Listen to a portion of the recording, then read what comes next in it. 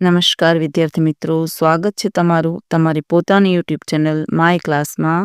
આજે આપણે ભણીશું સ્વઅધ્યયન પોથી ભાગ 1માં વિષય આસપાસમાં પાઠ 2 સાપ અને મદારી. ચાલો વિદ્યાર્થી મિત્રો, સ્વઅધ્યયન પોથી પૂરવાની છે. મારી સાથે સરસ અક્ષરે લખતા જશો એવી બધાને શુભેચ્છા.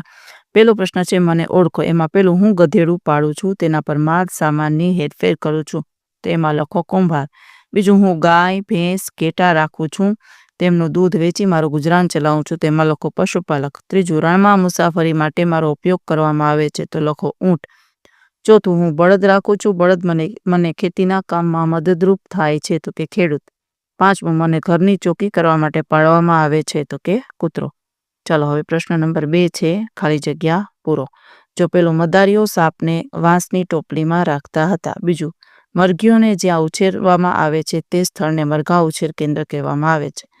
ત્રીજું, ઊન અને દૂધ મેળવવા માટે ઘેટાને પાળવામાં આવે છે. ચોથું, સવારી માટે ઘોડા ઊંટ અને બળદ પ્રાણીનો ઉપયોગ કરવામાં આવે છે. અને પાંચમું, સાપ કરડ્યા પછી બચવા માટેની દવા સાપના ઝેરમાંથી બને છે. ચાલો હવે પ્રશ્ન નંબર 3 છે, યોગ્ય જોડકા જોડો. ચાલો, વ્યક્તિ અને સામે પ્રાણીના નામ આપેલા છે, તો આપણે લખીશું ખેડૂત તો કે બળદ, કુંભાર તો કે ગધેડું, પશુપાલક તો કે ગાય, મદારી તો કે સાપ. ચાલો પ્રશ્ન નંબર 4 છે, કોષ્ટક પૂર્ણ કરો. જો પ્રાણીઓ આપેલા છે ને એના ઉપયોગો આપણે લખવાના છે. પેલું છે ગાય, તો લોકો ગાય આપણને દૂધ આપે છે. ઘેટા ઊન અને દૂધ તથા માંસ માટે પાળવામાં આવે છે. ત્રીજું, ઊંટ ભાર વહન કરવા ઉપયોગી છે. ચોથું, ઘોડો સવારી કરવા તથા ભાર વહન કરવા ઉપયોગી છે. પાંચમું, બળદ ખેતી માટે ઉપયોગી છે. છઠ્ઠું, હાથી ભાર વહન કરવા ઉપયોગી છે. ચાલો હવે પ્રશ્ન નંબર 5 છે, નીચેના પ્રશ્નના જવાબ લખો. પહેલો, તમે સાપને જોયો છે ક્યાં? તેની અંદાજિત લંબાઈ ફૂટમાં લખો. તો લખો, હા, મેં મારા ખેતરે સાપ જોયો છે, તેની લગભગ લંબાઈ 4 ફૂટ હતી.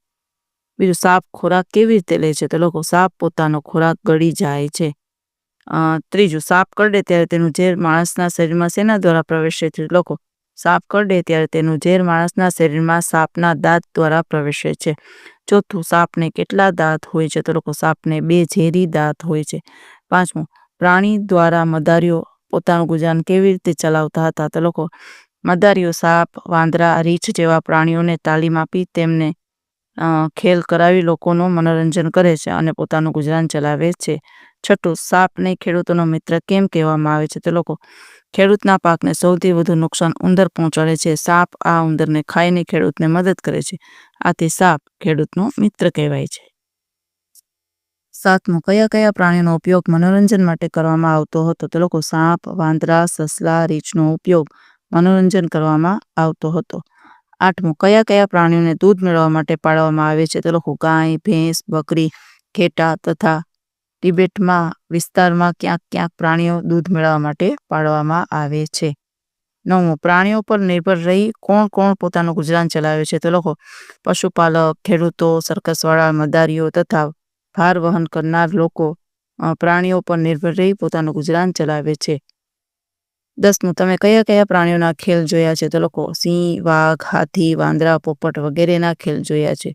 11મો પ્રશ્ન, સર્કસમાં કે અન્ય જગ્યાએ મનોરંજન માટે ઉપયોગમાં લેવાતા પ્રાણીઓને કેવી તકલીફો પડતી હશે? તો લોકો, પ્રાણીઓને સખત તાલીમ આપવામાં આવે છે, પ્રાણીઓને પાંજરામાં પૂરી દેવામાં આવે છે, પ્રાણીઓ જરા પણ ભૂલ કરે તો એને ચાબુકથી ફટકારવામાં આવે છે, તેમને પોતું કરતું ખાવું પીવા પણ અપાતું નથી પૂરતા પ્રમાણમાં, તેની સાથે ક્રૂરતાપૂર્વક વ્યવહાર કરવામાં આવે છે, તેની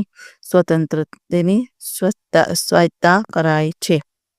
ચાલો હવે પ્રશ્ન નંબર 12 છે, વિદ્યાર્થી મિત્રો, તમને કોઈ પ્રાણીઓની જેમ ખેલ કરાવે તો તમને કેવી તકલીફ પડે તે વિચારીને લખો. તો પેલું, તાલીમ વખતે શારીરિક તકલીફ પડે છે. બીજું, ચાબુકનો સહન કરવો પડે છે.